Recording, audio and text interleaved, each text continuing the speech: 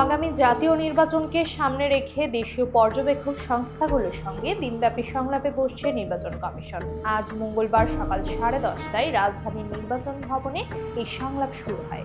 অনুষ্ঠানে উদ্বোধনী বক্তব্যে প্রধান নির্বাচন commissioner CEC AMM Nasir Uddin স্বচ্ছ, গ্রহণযোগ্য ও বিশ্বাসযোগ্য একটি জাতীয় নির্বাচন উপহার দেওয়ার প্রত্যয় ব্যক্ত করেন। সিইসি বলেন, অতীতের ভুল ভ্রান্তি থেকে শিক্ষা নিয়ে কমিশন সামনে এগিয়ে যেতে চায়। দেশের জনগণের কাছে একটি ক্রেডিবল ইলেকশন উপহার দেওয়া কমিশনের একমাত্র লক্ষ্য।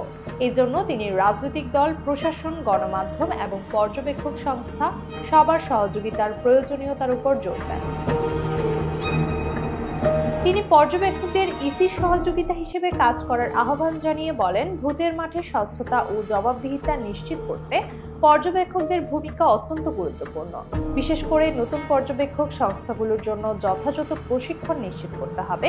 পাশাপাশি পর্যবেক্ষক কাজে যারা যুক্ত হবেন তারা যেন কোনো রাজনৈতিক দল বা মতাদর্শের সঙ্গে সম্পৃক্ত না থাকেন, এ ব্যাপারে সতর্ক থাকার আহ্বান জানান তিনি।